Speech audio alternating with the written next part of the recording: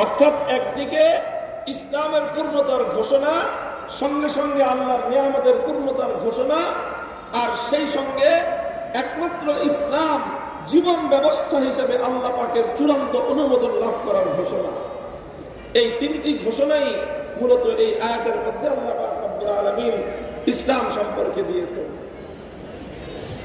মুহতারাম হাজিরিন, এই আয়াত থেকে মূল যেই কথাটা বুঝে আসে, এই আয়াতের যে মূল মর্ম, সেটা হলো ইসলামের পূর্ণাঙ্গতা, ইসলামের পরিপূর্ণতা। ইসলামের পরিপূর্ণতা, এটাই হলো ইসলামের সর্বশ্রেষ্ঠ সৌন্দর্য, এটাই হলো ইসলামের সৌন্দর্য। যারা ইসলামের পরিপূর্ণতাকে বুঝতে পারে না, তারা কশ্চিনকালেও ইসলামের সৌন্দর্যকে উপলব্ধি করতে পারে না। যারা ইসলামের সৌন্দর্য উপলব্ধি করতে চায়, ইসলামের সৌন্দর্য যারা বুঝতে চায়, তাদেরকে ইসলামের পূর্ণাঙ্গতাকে বুঝতে হবে আগে। আলহামদুলিল্লাহ, একমাত্র জীবন ধর্ম ইসলাম, যার মধ্যে শুধুমাত্র কিছু ইবাদত এবং শুধুমাত্র কিছু জিকির আজকারেরই সমন্বয় নয়, বরং একমাত্র জীবন ধর্ম ইসলাম, যার মধ্যে মানব জীবন সংশ্লিষ্ট সকল বিষয়ের পরিপূর্ণ সলিউশন এবং সমাধান রয়েছে, যেটাকে আমরা বলে থাকি মুকাম্মাল নিজামে হায়াত। মুকাম্মাল নিজামে হায়াত, কমপ্লিট কোড অফ লাইফ, পূর্ণাঙ্গ জীবন বিধান হলো ইসলাম। আলহামদুলিল্লাহ বলেন, জোরে বলেন আলহামদুলিল্লাহ। ইসলাম শুধু কিছু আনুষ্ঠানিক ইবাদতের মধ্যে সীমাবদ্ধ ধর্মের নাম নয়, বরং ইসলামের মধ্যে যেরকম বিধিবদ্ধ ইবাদত রয়েছে, ঠিক তদ্রুপ ইসলামের মধ্যে মানুষের আচার আচরণগত আখলাক ইত্যাদির বিবরণ রয়েছে, মানুষের আচার ব্যবহার সংক্রান্ত বিধিবিধান রয়েছে। ইসলামের মধ্যে মানুষের পারস্পরিক লেনদেন সংক্রান্ত বিধিবিধান রয়েছে। ইসলামের মধ্যে শত্রু মিত্রের সঙ্গে সম্পর্ক এবং শত্রুতার সীমারেখা বর্ণনা করা রয়েছে। ইসলামের মধ্যে মানব জাতির অর্থনৈতিক কার্যক্রম এবং লেনদেন সংক্রান্ত বিধিবিধান রয়েছে। ইসলামের মধ্যে মানুষের সমাজ পরিচালনা এবং সমাজ গঠন সংক্রান্ত নীতিমালা রয়েছে। ইসলামের মধ্যে মানব জাতির প্রয়োজনে, সমাজের প্রয়োজনে রাষ্ট্র গঠন এবং রাষ্ট্র পরিচালনা সংক্রান্ত নীতিমালা রয়েছে। মানুষের জীবন যেই পর্যন্ত পৌঁছতে পারে, মানুষের জীবনের যা কিছুর প্রয়োজন হতে পারে, ইসলাম তার পরিপূর্ণ সমাধান দিয়েছে। এবং শুধু দিয়েছে তাই নয়, একমাত্র ইসলামই সেই সমাধান দিয়েছে। এটা হলো আমার মূল কথা। আমার মূল কথার মধ্যে দুটি অংশ, খুব ভালো করে বুঝবেন। ছাত্র বন্ধুগণ, আরো ভালো করে তোমাদেরকে বুঝতে হবে বিষয়টা। আজ এ কথা ব্যর্থহীন ভাবে আমাদের জাতির সামনে বলবার সময় এসেছে।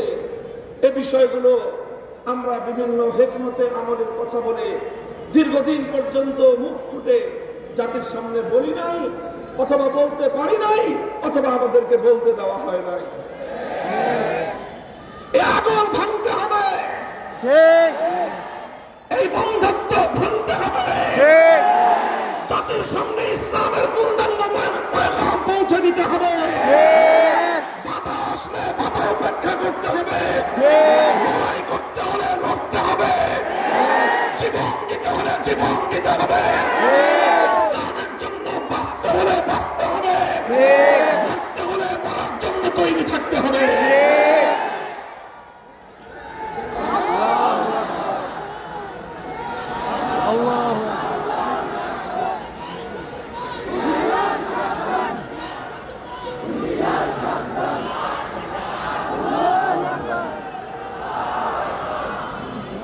আমি বলেছি আমার আলোচনার মূল কথা দুটি। কোরআনে পাকের এই আয়াত থেকে আমি যে সারমর্ম আমার শ্রোতাদের জন্য উপস্থাপন করছি, সেটি হলো, এই কথার সারমর্ম হলো দুটি বিষয়, দুটি পয়েন্ট। এক নম্বর পয়েন্ট হলো Islam is the complete code of life. ইসলাম ये एक मुकम्मल निजाम हयात है। ইসলাম একটি পূর্ণাঙ্গ জীবন ব্যবস্থা। এটা হলো আমার এবং এই আয়াতের মূল প্রথম পয়েন্ট। দ্বিতীয় পয়েন্ট হলো শুধু ইসলাম পূর্ণাঙ্গ জীবন ব্যবস্থা, এটাই আমার কথা শেষ নয়, বরং এই কথার দ্বিতীয় অংশ হলো একমাত্র ইসলামী পূর্ণাঙ্গ জীবন ব্যবস্থা। ইসলাম ছাড়া মহাবিশ্বের মধ্যে আর কোন ব্যবস্থা, আর কোন ধর্ম, আর কোন মতবাদ, আর কোন আদর্শ পূর্ণাঙ্গ জীবন ব্যবস্থা নয়। অন্য সকল মতাদর্শ মানুষের জীবনে আংশিক দিক নির্দেশনা দিতে সক্ষম, মানুষের জীবনের কিছু অধ্যায়ের ব্যাপারে, মানুষের জীবনের কিছু দিক তারা একটা গাইডলাইন দেয়, আবার সেই মানুষের জীবনের অন্য বিশাল অধ্যায়ের ব্যাপারে সেই ধর্মগুলো, সেই মতবাদগুলো, সেই আদর্শগুলো সম্পূর্ণ নীরব থাকতে হয়।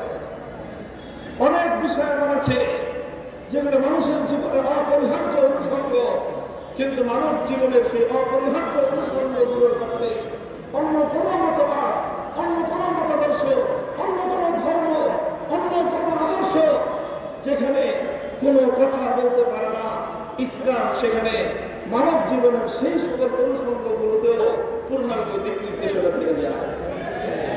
আলহামদুলিল্লাহ, এটা একমাত্র ইসলামেরই সৌন্দর্য এবং এটা ইসলামেরই একমাত্র শ্রেষ্ঠত্ব। মুহতারাম হাজিরিন, ইসলামের সেই পূর্ণাঙ্গতা, ইসলামের এই পরিপূর্ণতা, এটা মানুষের জীবনব্যাপী পরিপূর্ণ একটা জীবন, একটা ব্যবস্থা। কত দিক থাকতে পারে, কত অনুষঙ্গ থাকতে পারে, কত বিভাগ থাকতে পারে, সেটা হিসাব করতে গেলে হয়তো রাতের পর রাত, দিনের পর দিন শেষ হয়ে যাবে, তার পরিপূর্ণতাকে আয়ত্তে আনা সম্ভব হবে না। তবে আমরা ইসলামের পরিপূর্ণতা খুঁটিনাটি সকল বিষয়গুলো একটা আলোচনার মধ্যে আনবার চেষ্টা করবো না, এবং এটা আসলে আনা সম্ভব না। তবে আমরা যেটা চেষ্টা করবো আজকের আলোচনায়, সেটা হলো কিছু গুরুত্বপূর্ণ দিক, যে দিকগুলো আজকে বিশ্ব মানব জাতির জন্য অত্যন্ত গুরুত্বপূর্ণ, সেই দিকগুলোর বিষয়ে আমরা একটা কথা তুলে ধরব। সেই কথাটা হলো যে সেই বিষয়ে ইসলাম এবং একমাত্র ইসলাম মানব জীবনের জন্য সুন্দর একটা নির্দেশনা দিতে সক্ষম। এই ড্রোন ক্যামেরাটা যে উড়াইতেছেন, এটা নামায় বন্ধ করেন। পাঠক, এই শ্রোতাদের দৃষ্টি মনোযোগ আপনার ড্রোন ক্যামেরা আকৃষ্ট হচ্ছে। এই কথা চুপ করেন। ড্রোন ক্যামেরাটা কার? এটা নিয়ে যান। ড্রোন ক্যামেরা আর মানুষে ঢুকাবেন না, মাহফিলে ঢুকাবেন না কেউ।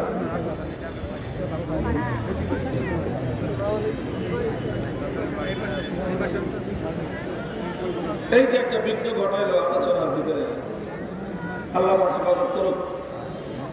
মুহতারাম হাজিরিন, আমার মূল কথা ছিল যে মানব জীবনের কিছু গুরুত্বপূর্ণ দিক রয়েছে, যে দিকগুলোকে আমি শুধু আলোচনায় আনবো এ কথা বোঝানোর জন্য, প্রমাণ হিসেবে, দৃষ্টান্ত হিসেবে, তার স্যাম্পল হিসেবে যে ইসলামী একমাত্র পূর্ণাঙ্গ জীবন ব্যবস্থা। বলবেন কোন বিষয়? সেই একই ধরনের, একই জাতীয় বিষয় আমার আলোচনায় আসবে, যে বিষয়গুলো আজ জাতির জন্য জানা বড় বেশি প্রয়োজন। আমি ইসলামের পূর্ণাঙ্গতার প্রমাণ হিসেবে, স্যাম্পল এবং দৃষ্টান্ত হিসেবে মানব জীবনের দুটি গুরুত্বপূর্ণ বিভাগকে আমি আলোচনার মধ্যে আনব।